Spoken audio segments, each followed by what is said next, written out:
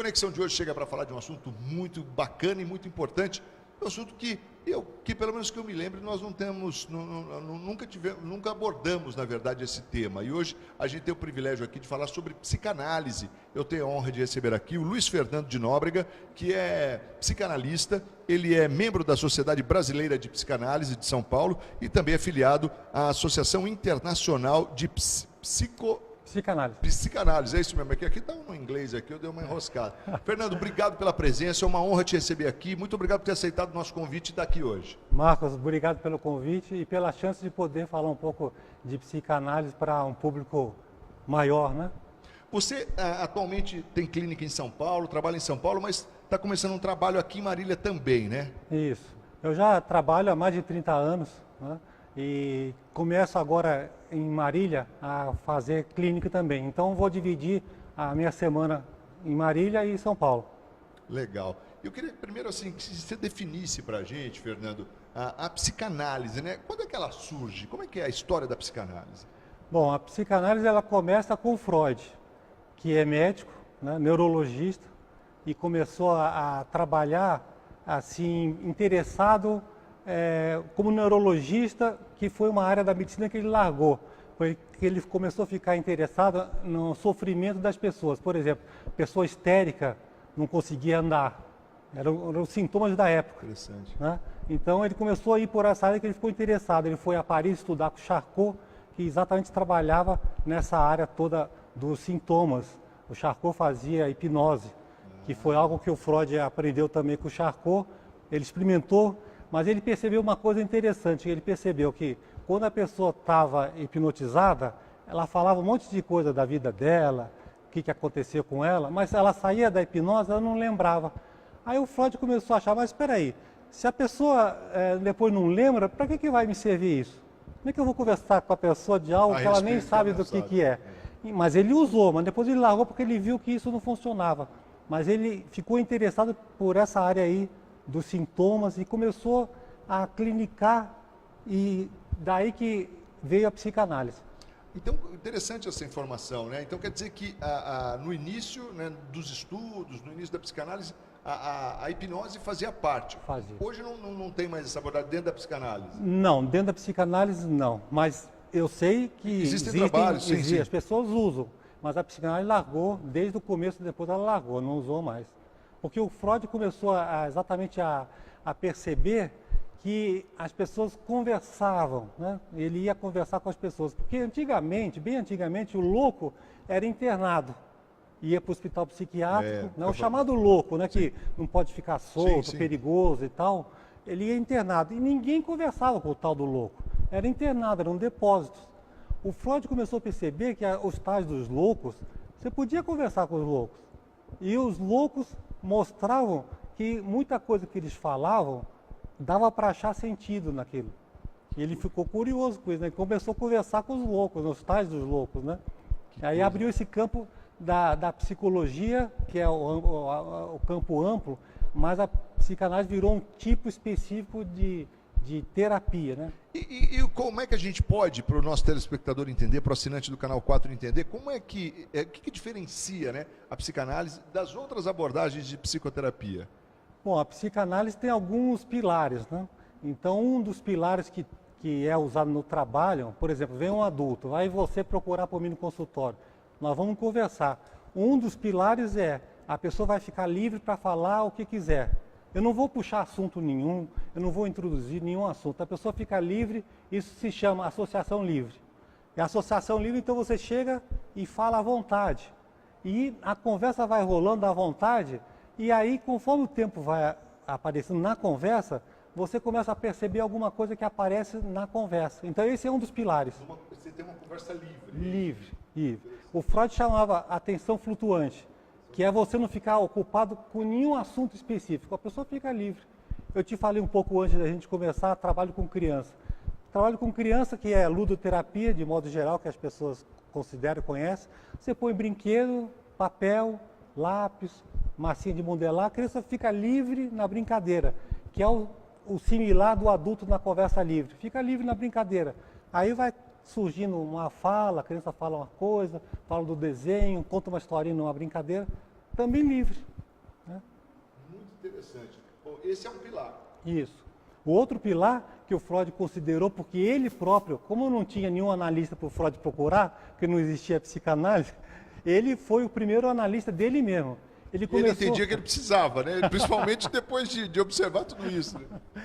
Ele foi percebendo, por exemplo, os sonhos. O Freud começou a interpretar os próprios sonhos. O que a gente hoje faz nas sessões de psicanálise, a pessoa traz um sonho. Olha, eu tive um sonho ontem. Tá. Aí você pode conversar do sonho e pode ser que apareça uma conversa. O Freud começou a interpretar ele mesmo e ele percebeu alguma coisa que era assim. O sonho mostra, de um modo disfarçado, conteúdos inconscientes. Boa esse ponto. Na psicanálise, o sonho tem uma relação direta com o inconsciente, do indivíduo. O que aparece no sonho é um tipo de disfarce, mas que tem alguma coisa escondida. Então o sonho faz um disfarce, conta uma historinha, aparece uma situação. Aí o Freud, interpretando a ele mesmo os sonhos dele, ele percebeu que atrás dos sonhos tinha o que ele chamou de o inconsciente. Quer dizer, uma parte da gente que a gente não sabe, não tem noção e aparece assim, disfarçadamente, pelos sonhos, por exemplo, ou pelos sintomas. Mas esses pontos, por exemplo, Fernando, seriam desejos da gente, inconhecíveis ainda? Desejos, vamos dizer, pulsões, vamos dizer, a pulsão de amor, de ódio, né? De assassinato, tudo que tem no ser humano. Mas desconhecido pelo nosso eu. Desconhecido. Conscientemente você não tem noção. Não tem noção. Você pode aparecer assim, de modo indireto. E isso, em algum momento, pode me influenciar? Bom, influencia sempre. É que a gente não percebe, mas está sempre influenciando. Está influenciando. Sempre. Né? Porque a nossa parte, vamos dizer, consciente, aquilo que a gente presta atenção, é bem limitada. Isso pode ser que muitas vezes as pessoas ficam assustadas. A gente perceber o quanto que a gente não sabe é muito mais do que a gente sabe, da gente mesmo. É interessante isso mesmo. Que coisa, ó, a gente está batendo um papo aqui com o Luiz Fernando de Nóbrega, que é psicanalista, está aqui nos honrando com a sua presença no Conexão, falando um pouco da psicanálise e diferenciando aí a psicanálise, nesse primeiro momento, das demais abordagens aí de psicoterapia. Tem outro pilar? Outro pilar são quantos? Você falou? Não. Não, esses são básicos, para a gente não ficar muito saturado do assunto aí, mas são questões básicas. Outra questão importante que diferencia psicanálise se propõe. Por exemplo, se você chega lá, como eu estava falando, procura por mim, eu posso te propor, se você puder vir todo dia, tem a sessão todo dia. Quer dizer, tem uma proposta pilar da psicanálise que é frequência. Se der para ser várias sessões na semana, é bom. Já diferencia das demais, né? Por exemplo, para mim fazer a formação que eu fiz psicologia e depois fui fazer a formação na Sociedade de Psicanálise. A formação no mínimo, você vai fazer a sua análise pessoal, quer dizer, eu vou procurar um outro colega mais velho, mais experiente, vou fazer no mínimo 4 sessões por semana por 5 anos. Caramba. Isso é uma característica da formação da psicanálise, por exemplo. Porque a ideia é o quê? Se eu estou lá me dispondo a receber as pessoas, ou crianças ou adultos, eu sou o meu instrumento de trabalho. Então eu preciso saber bem de mim, como é que eu funciono, essas partes minhas, da minha natureza humana, o que eu sou, para mim não confundir com a outra pessoa. Você imagina se eu começar a ficar angustiado e chorar quando você traz um assunto seu, eu começar a ficar aflito que nem você. Fica ruim junto ali, né? Não, isso, vai todo mundo se afundar no problema. A gente percebe hoje, Fernando, que as pessoas têm sofrido muito. E muita gente que sofre acaba não buscando ajuda, né? Como é que a psicanálise pode ajudar essas pessoas? E eu estou certo no que eu estou falando, realmente o sofrimento tem sido algo... Esse ponto é importante, porque muitas pessoas sofrem por motivos vários, angústias, né, por exemplo, ou muito medo, né? Tem uma coisa que virou meio moda, numa certa época, pânico, né, ficar com pânico. Tem pessoas, por exemplo, em situação de pânico não conseguem sair de casa, não conseguem sair do quarto onde estão na casa, onde vivem, né? Então, esse ponto, o sofrimento é muito importante, mas muitas pessoas não sabem que elas sofrem e que pode fazer alguma coisa para ajudar nesse sofrimento. Então, a psicanálise é algo que funciona assim. Por exemplo, a pessoa muito cheio de medo. Por exemplo, eu tive uma pessoa que eu atendia há muito tempo atrás, que era uma pessoa, um executivo de uma grande empresa, mas precisava viajar sempre. Imagina uma pessoa que precisava viajar sempre, tem pânico de entrar no avião. Imagina o sofrimento toda vez de um homem desse que viaja frequentemente, ficar em pânico porque vai entrar no avião. Quer dizer, ele então chegou, por exemplo, com essa situação, sofrimento. Agora, o que vai acontecer? Não, mas me conta isso, conseguiu resolver essa questão do avião? Porque eu acho que isso aí tem muita gente que se enquadra nesse perfil aí. Então, e a psicanálise funciona assim, a pessoa chega, por exemplo, ele chega com o sofrimento dele, a proposta da psicanálise é que a gente vai conviver. Então, aquele pânico que esse homem tem, aparece com um avião ou com voar, provavelmente vai aparecer comigo ali. Por exemplo, eu vou inventar, ele pode começar a ficar em pânico que eu vou aprontar alguma com ele, ou que eu não seja uma pessoa de confiança, que vou querer, por exemplo, explorar ele e tirar o dinheiro dele. Né? Então ele começa a ficar com pânico, com desconfiança que se eu vou dar um golpe nele. Aquilo vai aparecer comigo ali no encontro. E é ali que eu vou ter chance de mostrar a ele que ele está com pânico, está com um sofrimento, e aquilo ali a gente precisa conversar. Então é a chance de abrir o assunto, não ele falando lá do avião, quando ele estava embarcando, mas ele falar do pânico ali comigo. Isso é um pilar da psicanálise. Interessante, porque quer dizer que o indivíduo que tem o pânico de determinada situação, ele pode se manifestar em outra forma ali. Geralmente manifesta. Exatamente. Essa foi uma boa observação sua, porque a ideia é exatamente que a gente possa trazer para ali com a nossa convivência no consultório, por exemplo, que a pessoa tenha uma experiência que vai aparecer exatamente o problema dela com a nossa relação. E essa é a matéria-prima da psicanálise, o relacionamento. Então vai aparecer um pânico, vai aparecer um medo, vai aparecer sei lá o quê, que é o jeito da pessoa, que eu falei num outro momento, a natureza da pessoa. Sim. E a gente vai tentar mostrar para ela o jeito dela. A ideia da psicanálise, nessa maneira que eu estou tentando mostrar, não é que a pessoa vai ser sarada. Ah, você vai mudar o jeito seu. Não. Você vai conhecer a sua natureza, vai conhecer as suas características e como é que você pode aproveitar isso, que é o seu jeito. Muito interessante.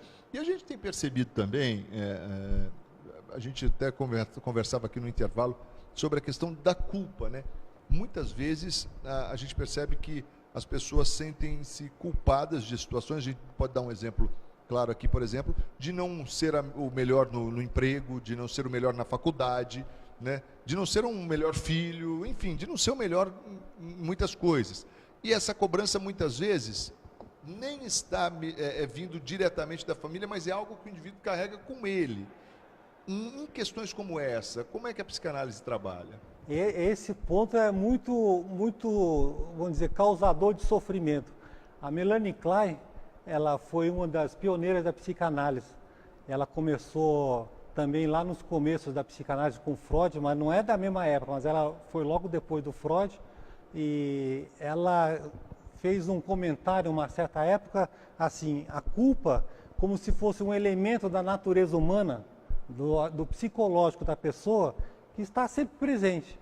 Então a culpa, vamos dizer, ela está sempre como se fosse assim um espião da gente, olhando para a gente, o que a gente fez, o que a gente não fez, e pronta para pegar a gente de qualquer jeito.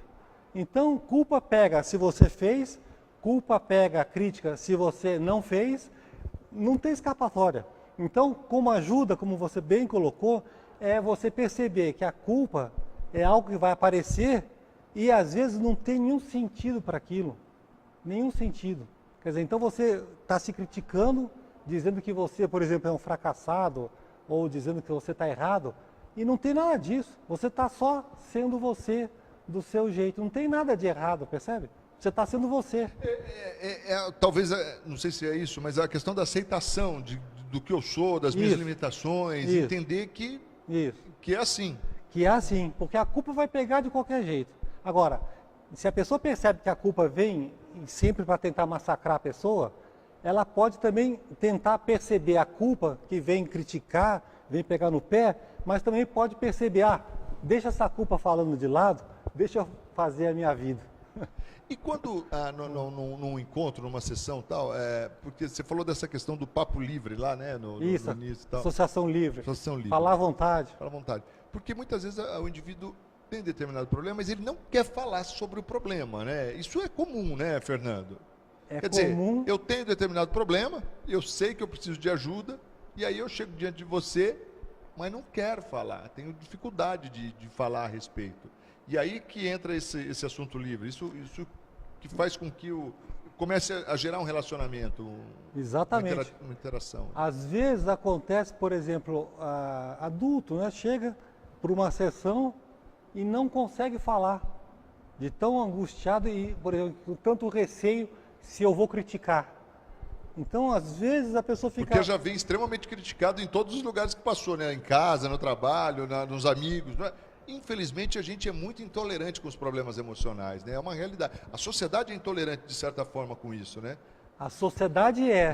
Mascarado, né? Porque não é direto, mas, assim, mas você percebe que ela não... Né? Vamos parar com essa frescura aí, coisa e tal, né? Então, existe esse grupo, né? O exterior da gente, né? Vamos parar com esse negócio. Mas o assunto que interessa ao psicanalista é como é que a pessoa cuida dela. O que você fala para você mesmo. Oh, vamos parar com isso aí. Oh, deixa de bobagem. Vamos deixar de frescura, sei lá o quê. O foco sou eu, não são as pessoas. O foco é exatamente o indivíduo e como é que o indivíduo se relaciona com ele mesmo. Com ele mesmo. Então, a ideia da psicanálise... Eu conhecendo eu mesmo. Isso, conhecer e conforme conhece, não é que vai fazer a cura. Conforme conhece o jeito da pessoa, você vai aprender a viver com você do seu jeito. Aí, então, tem aspectos que você não gosta, tem aspectos que você não gosta. Agora, você não precisa se massacrar porque veja uma coisa que você não gosta em você. Não precisa, né? Ô, Fernando, existem pessoas que têm um conceito assim, eu não vou fazer psicanálise, vou fazer terapia, porque se eu começar isso aí eu tenho que fazer a vida toda. É assim mesmo, não é? Como é que você analisa isso? Muito boa questão, porque esse é uma desconfiança que o leigo, né, de modo geral, né, tem. Não, vou ficar dependente. Né? A ideia de trabalho em psicanálise é que a pessoa possa ganhar exatamente a autonomia, que ela possa, vamos dizer, tendo a sua ajuda, tendo a minha ajuda, a ajuda de alguém, ela possa exatamente ter a capacidade de cuidar bem dela. E aí, num certo momento, ela pode nos dispensar. Mas então a ideia não é ela ficar dependente, a ideia é ela ganhar melhores condições para ela poder se virar melhor. Ganhar autonomia, ao contrário. Ao contrário, né? Ao contrário. Ela começa a se conhecer e quando eu me conheço, eu consigo administrar melhor tudo na minha vida, né? Sim, você ganha exatamente uma autonomia que talvez você estava precisando de alguém para te ajudar num certo momento, mas depois você começa a andar melhor por você, né? E esse tipo de abordagem da psicanálise, ela é uma abordagem... claro que talvez isso você não consiga nem me responder, porque acho que depende muito de cada indivíduo. Mas costuma ser algo assim, a médio, longo prazo, curto prazo? Como é que é isso? Psicanálise, como a ideia é exatamente trabalhar com a pessoa, no conjunto da pessoa, porque às vezes a pessoa vem com uma queixa, que nem eu falei, tenho medo, pânico de viajar de avião. Vem com a queixa. Mas a queixa é um elemento na vida da pessoa, que é muito mais do que uma queixa, né? Então a gente começa a ver que o assunto é longo. O assunto é longo, é amplo e leva tempo e precisa de muito trabalho. Então, geralmente, psicanálise, por esses motivos de ser uma atividade que vai pegando aos pouquinhos os assuntos, pega numa sessão, pega na outra sessão, isso leva tempo de anos.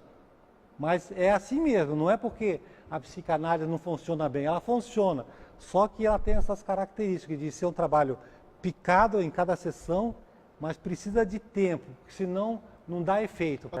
Eu ia falar assim, um exemplo muito simples. A pessoa, por exemplo, quer fazer ginástica, musculação, que hoje em dia a gente tem um monte de academia por aí.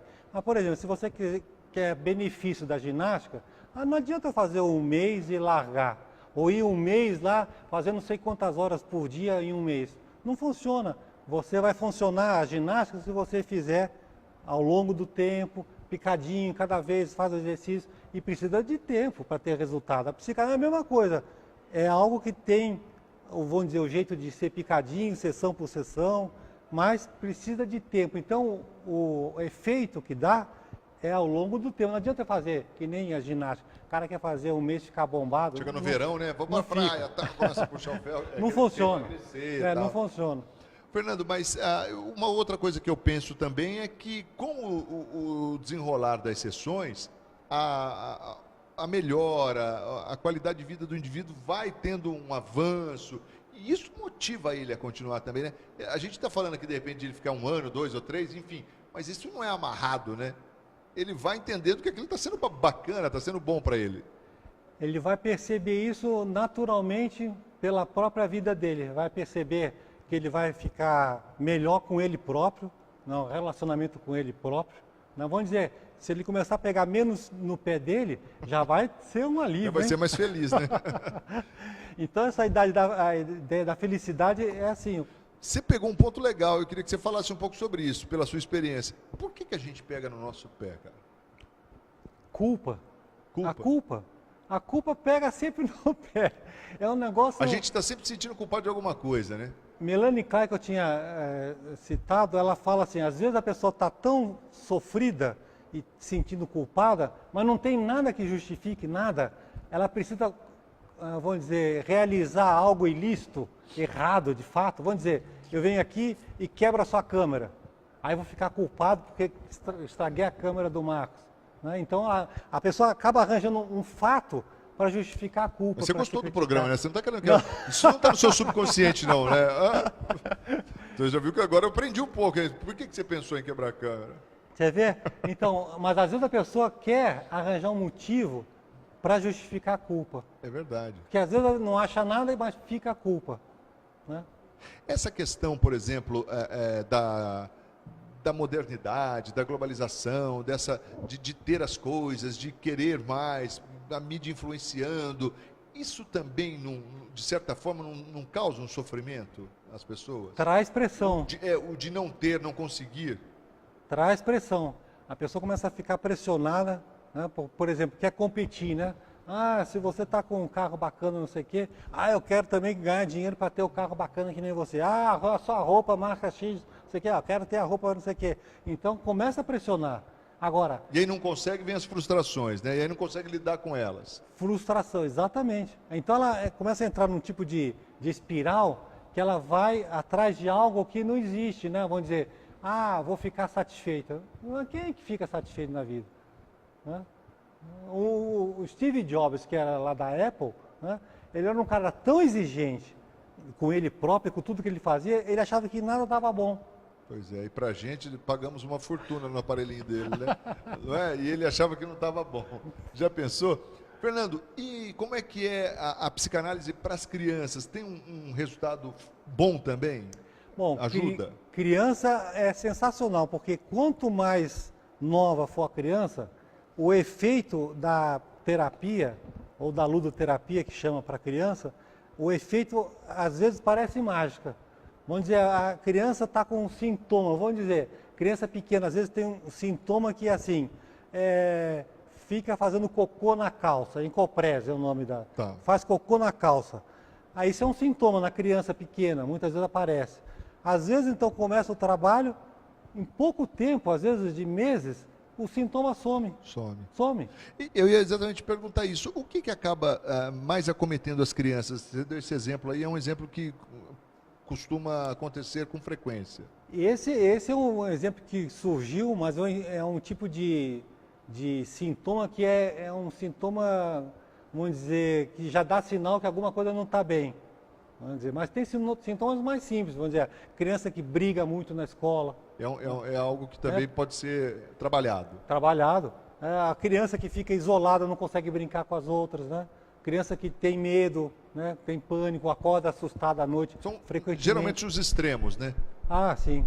E geralmente aparece na escola, porque a família acaba acostumando com certas maneiras das crianças, e quem vai, vamos dizer, sua criança não está bem, muitas vezes é a escola, que chama a atenção dos pais, da família. Interessante isso, né? Porque a exemplo de tudo, né, com as crianças, a evolução é mais rápida, né? Até quando a criança fica doente, o tratamento flui melhor. Quando está tudo novinho, parece que é mais fácil de trabalhar, né? Agora, um alerta que eu sempre falo para os pais é assim, olha, a sua criança vai começar a ser atendida. O sintoma pode sumir, isso que eu falei, o sintoma some. Parece mágica, mas não quer dizer que a criança está preparada para deixar a terapia. É frequente também que o pai e a mãe, depois de pouco tempo, interrompam a terapia, porque acham que acabou. É mais ou menos como se você tivesse com pneumonia, você está com febre, tomou um analgésico, a febre sumiu, mas você está com pneumonia. Então o sintoma some, mas precisa continuar o trabalho. Tem que ir na causa lá, né? Tem que ir na causa, ver onde está o problema. Tem que avançar, porque não é só sumir o sintoma, tem que lidar com o psicológico da criança de modo complexo e amplo, isso demora. Na psicanálise também tem a participação da família, quando o assunto é a criança, tal, A família, eu pessoalmente costumo acompanhar sempre, eu atendo a criança, mas de tempos em tempos eu chamo o pai e a mãe para conversar, para acompanhar, para ter notícias. Vou à escola também, muitas vezes. Porque muitas vezes a chave do negócio está nos pais também, não está não? De você detectar, pelo menos o gatilho. Olha, os pais, vamos dizer, tem esse chavão assim, os pais são culpados, né? É mais uma culpa aí, né? Mas você sabe, como se não bastasse. Mas você sabe que você poderia, vamos dizer, inventar assim, tira essa criança desses pais que, vamos dizer, estão prejudicando a criança. Sim. Vamos dizer, eu estou fazendo uma caricatura. Claro. Troca de pais, mas o problema já continua com a criança. E aí, então ela precisa ser atendida de qualquer jeito, mesmo se você trocasse de pais. Então, claro, é bom os pais também perceberem como é que eles participam. Para ajudar a melhora, né? Para não continuar agravando o problema ou permanecendo no problema. Né? Agora, tem um outro ponto que surgiu agora aqui, para mim, na conversa, que é assim, muitas vezes as pessoas têm uma ideia assim, psicanálise é uma coisa só para o indivíduo, né? Egoísta, só vai a pessoa sozinha lá e larga a família, mas ninguém, né, vai lá. Não, mas se você é atendido por uma psicanálise, veja, se você fica melhor com você mesmo, você vai ser um pai melhor, você vai ser um marido melhor, vai se relacionar com os colegas de trabalho melhor. Então o benefício se espalha. Porque se eu não estou bem comigo mesmo, eu não estou bem com ninguém, não é isso? Então, primeiro eu tenho que estar bem comigo, né? Exatamente. Essa é a visão, né? E o benefício, você vê, vai se espalhando. Não fica só no indivíduo, vai espalhando. Porque o indivíduo infeliz, o indivíduo mal resolvido, ele acaba tendo problema em todos os seus relacionamentos, né? Seja no trabalho, em casa, com amigos, enfim. Eu acho que realmente essa é uma visão, se alguém tem, é distorcida. Realmente tem que repensar nesse aspecto. Isso é muito comum, a pessoa né? ter essa ideia. É só para mim e o resto. O resto vai beneficiar-se da melhora do indivíduo, né? Olha, a gente está caminhando para o final do programa aqui. Eu quero mais uma vez agradecer ao Fernando pela presença aqui. Tá aí, inclusive, o contato aí do Fernando. Se não tiver, coloca aí o WhatsApp do Fernando, que está realizando um trabalho aqui em Marília também. Qualquer dúvida aí você pode entrar em contato com o Fernando, bater um papo com ele. Ele é esse sujeito aqui, ó, simpático, conhecedor aí da matéria e compartilhou com a gente um pouco do conhecimento dele nessa noite aqui no programa Conexão. Quero te agradecer muito, Fernando. Foi um prazer te receber aqui. E as portas estão abertas aí para a gente voltar a falar mais aí sobre essas questões da... Marcos, agradeço a você a oportunidade. Eu espero ter esclarecido alguma coisa para as pessoas que possam também ficar curiosas de procurar uma ajuda, que é muito bom. E é isso aí. A gente trouxe um pouco aí da psicanálise para você, para que você realmente... É uma preocupação nossa, né, com relação ao sofrimento. A gente sabe que muita gente sofre em silêncio, sofre calada, né? E a gente sabe também que viver em sofrimento não é bom e as consequências podem ser trágicas. Por isso, é importante procurar ajuda, é importante... E nós, Marília, tem excelentes profissionais e ganha mais uma aí agora, ó, e a gente agradece mesmo ao Luiz Fernando de Nóbrega, psicanalista, ele que é membro da Sociedade Brasileira de Psicanálise em São Paulo e filiado à Associação Internacional de Psicanálise também.